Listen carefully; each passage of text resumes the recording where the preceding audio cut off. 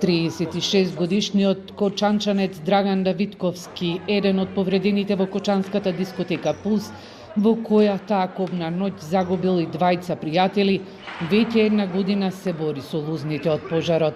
Денеска тојно останатите млади луѓе кои беа повредени и има долг процес на рехабилитација низ болниците во земјата и странство, се надпреваруваа во кошарка. Како се чувствуваме?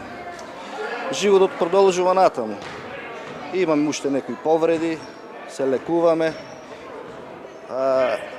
И тоа е. Имам повреди изгореници, имав внатрешни повреди и одеме сега еднаш во Скопје на ласер.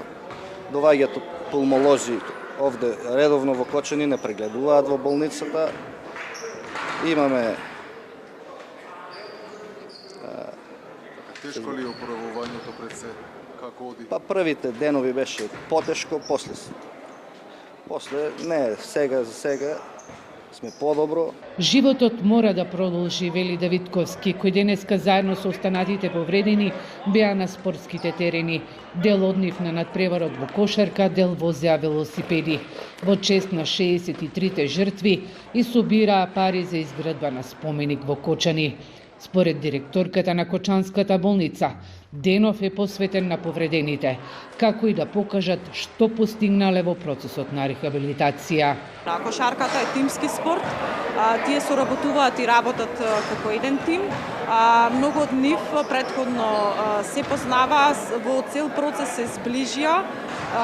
Голем дел од нив се и во публиката денес и нас ни е гордост и како општество и како институција што се тие живи, што продолжуваат со нивниот живот, што се враќаат на нивните секојдневни активности, особено на спортот, бидејќи спортот е еден вид, значи со оглед на тоа дека имаат изгореници на рацета, еден вид на физикална терапија за нив, која што неосетно ја прават преку спортот. Министерот за здравство Азир Алиев вели дека процесот на реавалуација на здравствената состојба на повредените продолжува и се прави на секои 6 или 7 месеци. Знаете дека дел од нашите граѓани веќе ќе одат надвор од државата за да може да продолжат со лекувањето за услуги и сервиси кои што ние немаме експертиза или центри тука да ги нудиме.